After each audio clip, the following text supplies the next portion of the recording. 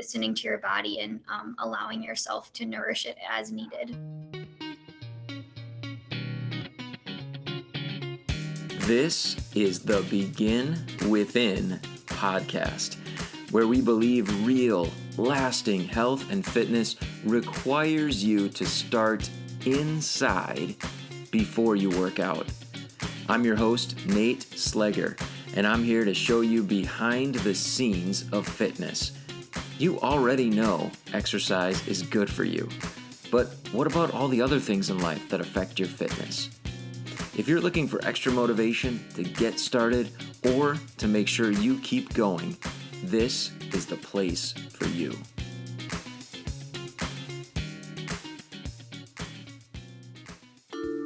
Produced by BeginWithin.fit. I'm really happy to have registered dietitian Kelsey Larson back on the show with me today.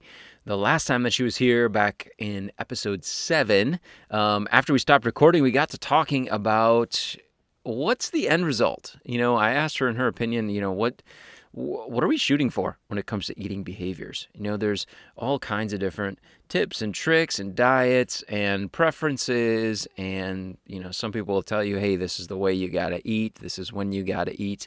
Other people will tell you something completely different. I asked her, if you were going to break it down or boil it down to a simple definition of, what we're all kind of shooting for when it comes to eating, what would it be? And that triggered for her a quote that she uses in helping the clients and the patients that she works with. And it's a quote from Ellyn Satter, who is an internationally recognized authority on eating and feeding. And so she shared that quote with me, and over the weeks we've been talking back and forth a little bit about it, and I thought, hey, this would be an awesome topic for our community to think about. So this quote is called, normal eating. Like, what is normal eating? And so it's a definition, really, from this internationally recognized authority on the subject. I think you're going to find it super interesting if you haven't come across this one already. And even if you have, we're going to break it down a little bit. And here are some of the highlights that I'd like you to listen for. First of all, this is a very subjective process, which makes sense, right? What is normal eating? Like I mentioned, it's so individual, right? And so that might be part of why a definition like this is such a challenge. So as you listen, think about what normal eating is for you. We're going to throw around some different ideas and concepts, and I just want to encourage you and invite you to think about yourself in terms of this definition and what normal is for you.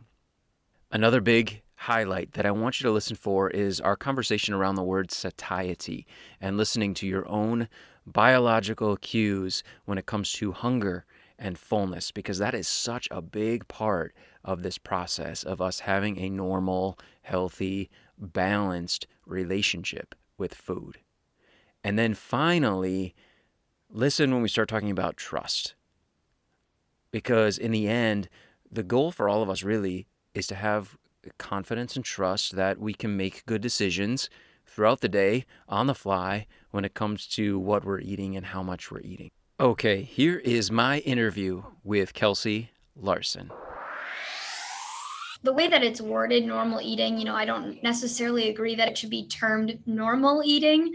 But I will say that I think with this diet culture that most people rely on so heavily, just that people hear all sorts of things, have all sorts of opinions that are formed without it really knowing if it's credible or not. So I think that the reason that when I found this quote, I thought it was very helpful is because it really brings us back to the basics of what is eating, what should eating look like, what should our behaviors around eating consist of, even what are our emotions like around eating. So it kind of encompasses it all.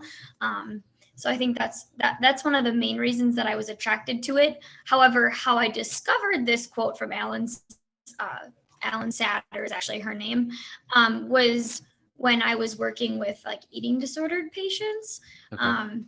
when I was in a hospital setting. So when I was shown this quote, I've definitely relied on it in education with clients, because I think that establishing a baseline or even like a long-term goal of where we want our eating behaviors to be at, it really sets the stage and helps us figure out what steps we want to take to get there.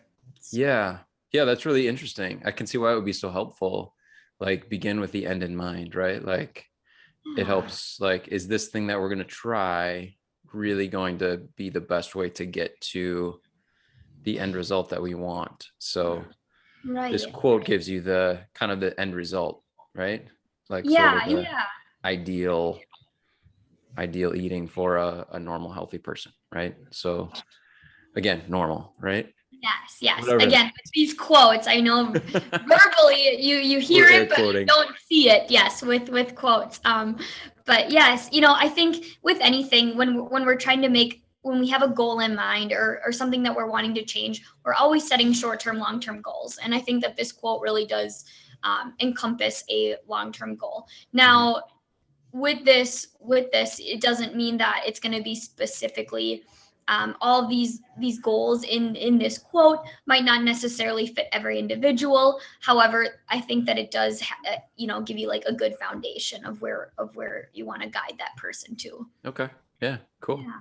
So would you mind sharing it with us? Like just kind of read Yeah. through it. Tell us kind of what it looks Yeah. like. What is it? Absolutely. And I guess so I should probably tell you just a little bit about Ellyn Satter too, just so that you like have a little bit of background on who she is. Sure. She's actually a nutritionist, family therapist, author, trainer, publisher, consultant. She's been working in this field for over 40 years.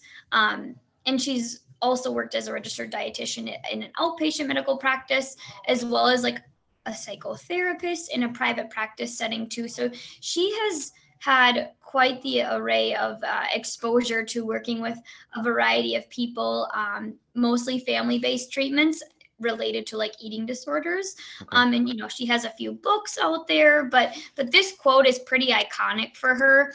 And it is just titled, "What is Normal Eating?" So Okay. I'm going to go ahead and read Hit it. that. Yeah. Yeah. So it starts out saying, "Normal eating is going to the table hungry and eating until you are satisfied. It is being able to choose food you like and eat it and truly get enough of it, not just stop eating because you think you should.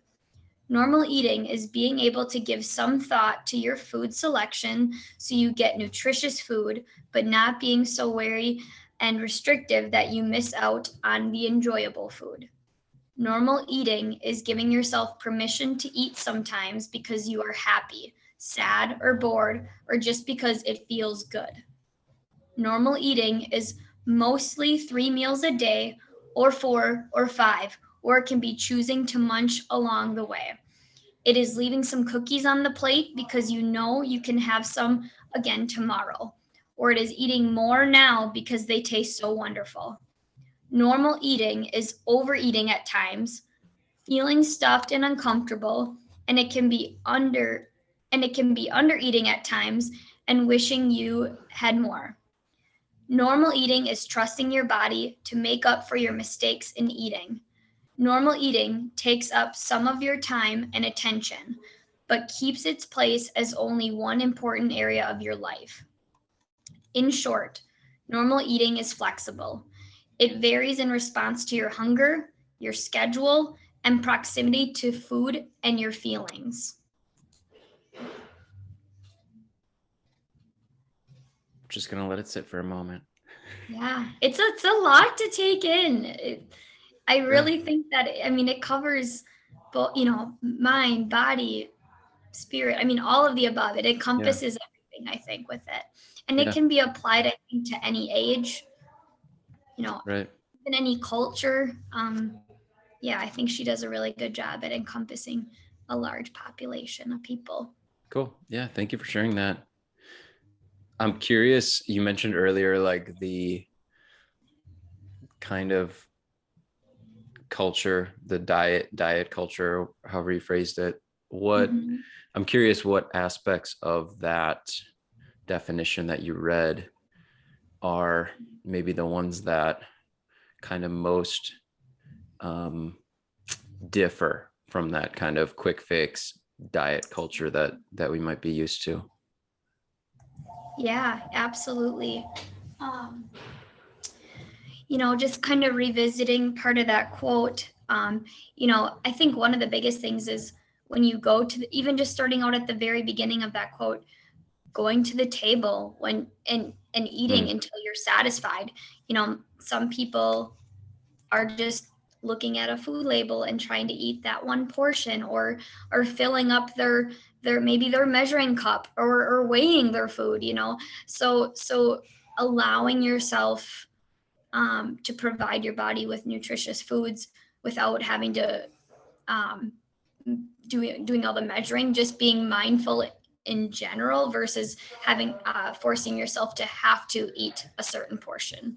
mm, I think is really important, because what happens is if we are portioning out foods, yes, it's a good habit to like learn what a true portion size is, where it would, how we can best fill our bodies with foods in like portion sizes that are realistic for our bodies.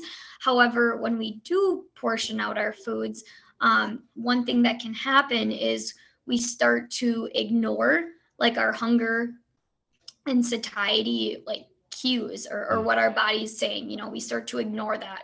Well, I have to stop after this. But what if your body's, showing other signs of hunger yet still? What do you do Mm. then? So Gotcha. Hmm. yeah. Cool.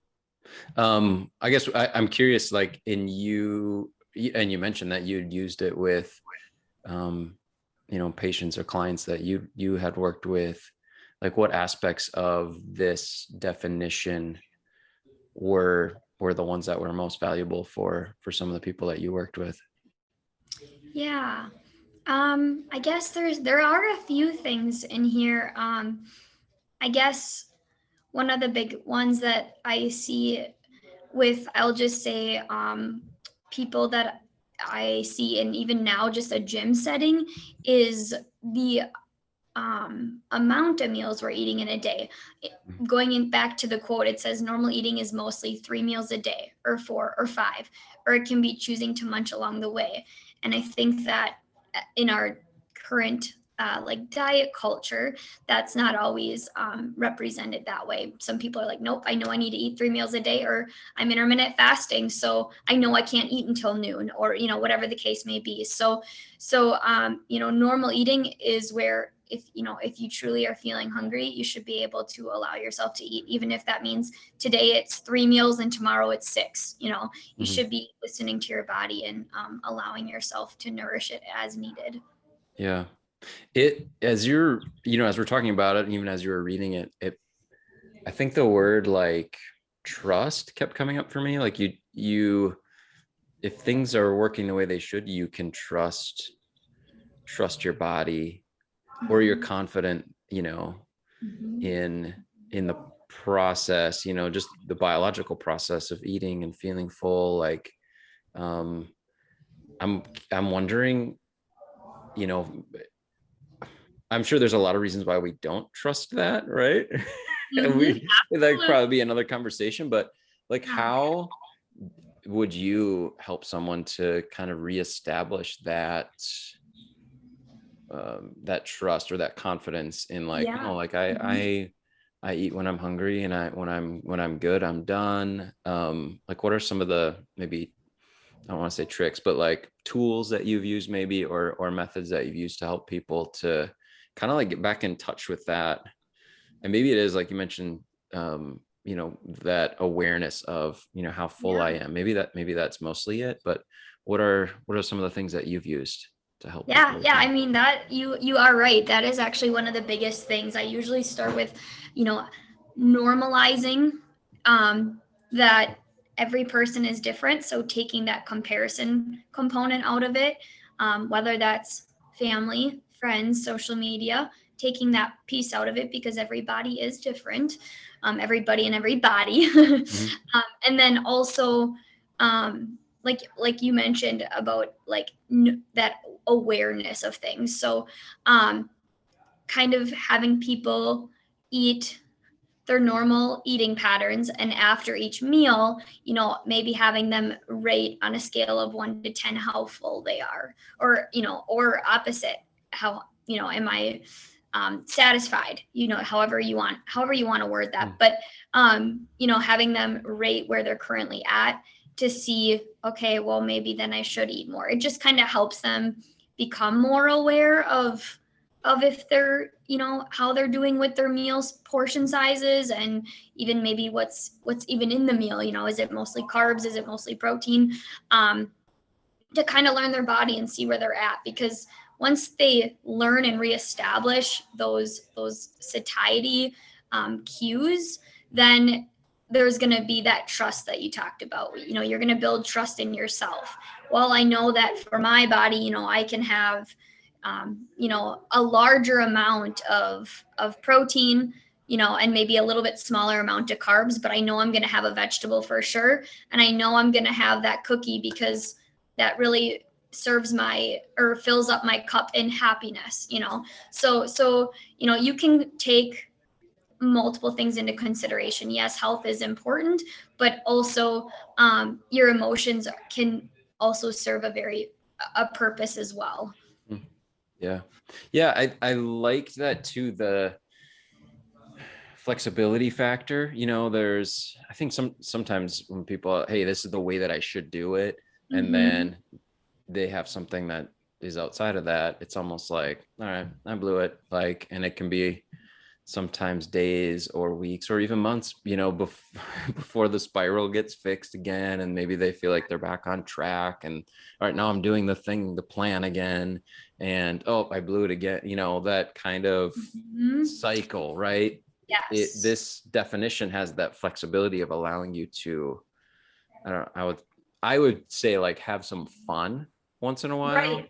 Mm-hmm. But I guess what do you feel like happens after that in maybe a healthy situation? Maybe it was, so we'd say like it's healthy to have the extra cookies or healthy to have some fun once in a while. Like Yep. what would, and maybe, for someone maybe you worked with in the past or a client that you're working with, like what would be like maybe the next thought after I have that like fun meal? I won't call it a cheat meal or anything. I'll just say like I had that fun meal. Like Yep. where would it be healthy for me to go next in order to like stay in a good place? Yeah, no, that's a great question. Yeah, so allowing yourself to have maybe that cookie or a bowl of ice cream or something like that, maybe that's filling up your happiness cup, or that's filling up, or that's helping you with stress or a certain emotion that you're having. So I guess the biggest thing that I would look at is, once they have that meal, what are their first thoughts that come to mind? Are they feeling guilty? Are they feeling they now need to restrict? Are they feeling they now need to, well, I had one cookie, I might as well have 10, So just like, where is their mind going after they allow themselves to have that? Are they telling themselves that, I've been so deprived for so long that this is something that I should be okay with more often? It doesn't have to be an everyday thing, but on occasion, or like trying to see where their mind's at, because we want to alter the way they're thinking about it into forming it into a positive way. Again, to getting back to that, again, in quotes, but normal eating. So definitely like seeing where their thought process goes from there. So once someone has that cookie or whatever dessert or treat that they choose to have, following up with them and seeing how it went would be my next step. So I can see like having a coach or therapist or, speaking with a dietitian, like after that to like, hey, oh, that's cool. Tell me, I can imagine the coach would be like, hey, tell me how it went. Tell me what you thought after. Right. If somebody didn't have access to someone to help them with it, like let's just say I just like binged out on a Friday night on stuff that I feel like I shouldn't have had. Yeah. Like what what would you recommend? Yeah, what The to next do day, then? Saturday, Mhm. like Mhm. what, I guess I'm curious to know, like what would you Mhm. recommend I do kind of Yeah, mentally afterward? absolutely, especially with the Asking for 4th a of July. friend, Kelsey. I'm asking for a friend.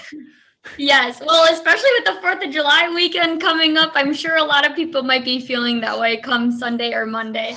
And yes, and for one, allowing yourself to overindulge on occasion is okay. Our bodies will be okay. Our minds will be okay. So it's the biggest thing, the best thing to do after maybe you have a week of overindulgence, whether that's beverages or food, the best thing you can do afterwards is go back to these healthy habits that you've already established. Don't restrict, don't overdo it on things. Go back to those normal behaviors and get back in your patterns of what you're doing to help reach the goals that you're working on. Hmm. And then also hydration is really important too, after times like that as well. But really the biggest thing, especially with normalizing or having less disordered eating, is to just get back into doing what you were doing in terms of reaching your goals. Hmm. Okay. Yeah. Oh, So cool. that's the biggest thing. We don't want to overdo anything. We don't want to, just eat salads all day long. Just getting back into having a healthy, balanced meal again, having adequate carbs, proteins, fats, all of the above. You wouldn't have to make any other changes than that. Got it. So it's like I can imagine like there's that like course correct like mentality of like I went way over here. Now I got to go all the way back over here Yes. instead of just Yes. like just you know what? Yep. Just get back in the middle. Like get Absolutely. Yeah. okay, cool. My friend will benefit from that. My What friend usually needs the reminder of that as well. yeah, well I wonder like if that's okay to just need a reminder once in a while, right? Like Mhm, mhm. that's normal.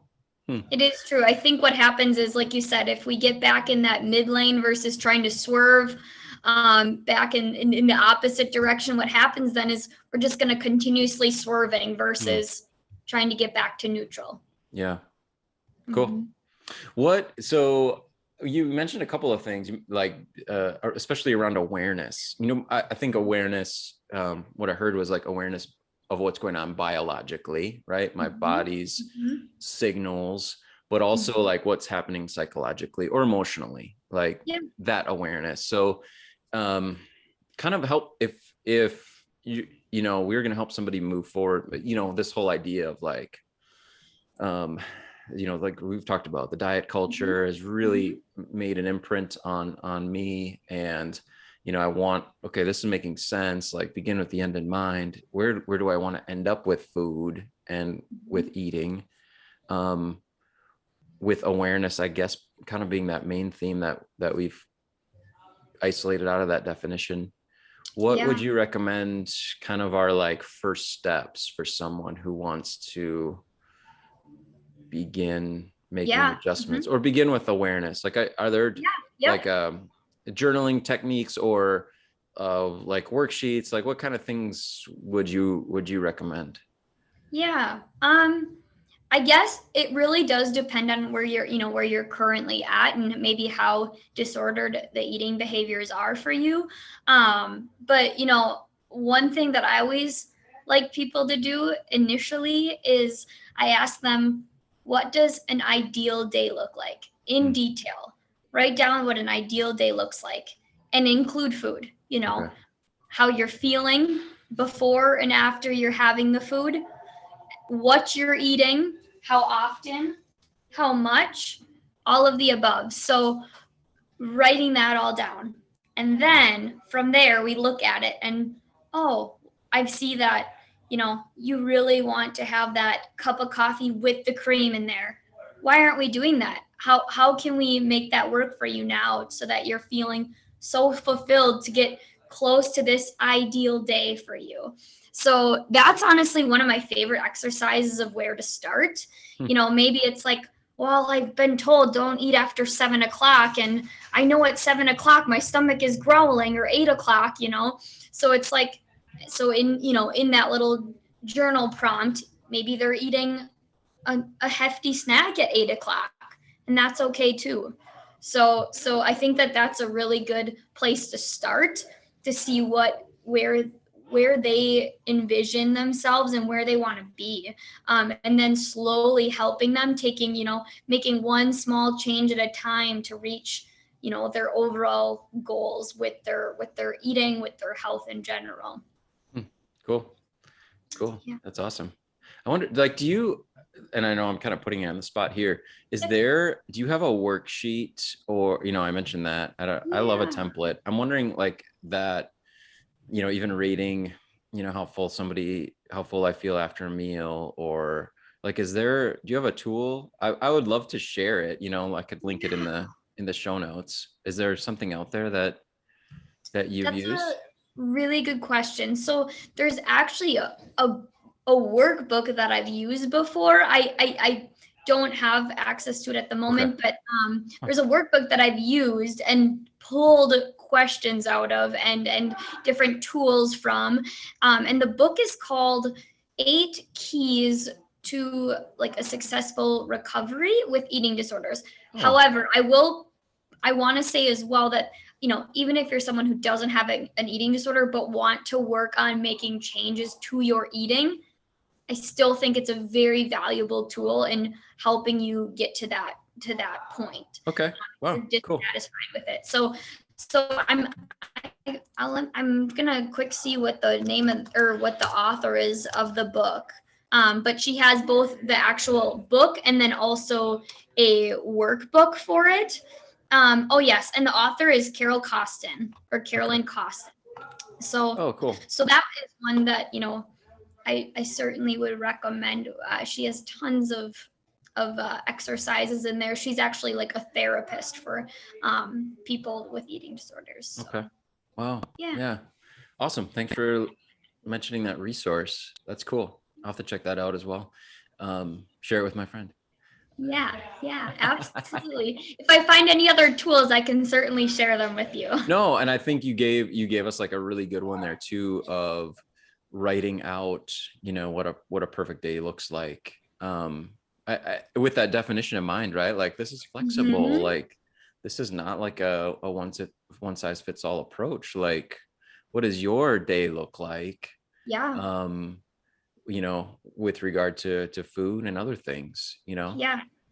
Having that quote as like a template, or to help guide you, because it does help cover all of those aspects, whether it's, a special occasion you have coming up, whether it's super stressful thing that's going on at work or in your relationship. Let's still try to figure out how we can create behaviors that can help us reach our goals, with eating, with maybe even exercise or moving our bodies, all of the above. Mm-hmm. Wow, cool. Kelsey Larson, thank you so much. You are welcome. Thank you for having me. Super interesting conversation, right? All right, the first theme I asked you to listen for was, what is normal eating for you? This is totally subjective to your preferences, your lifestyle, your schedule, right? But we need to put some thought into it as we move forward. What are you going to be eating like 6 months, 12 months, 2 years, 5 years, 10 years down the road? That will inform the decisions that you make now about which methods that you choose, which diets, right, with the quotes around that word, that you might try, what types of, self-experimentation that you do to take you to that end goal.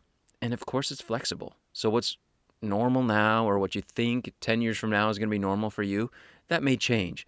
But it's so helpful to have that definition for yourself as a guide moving forward. So I really hope that the definition that we shared from Ellyn Satter is super valuable for you and can kind of help you get your gears turning when it comes to what healthy, balanced, normal eating might be for you.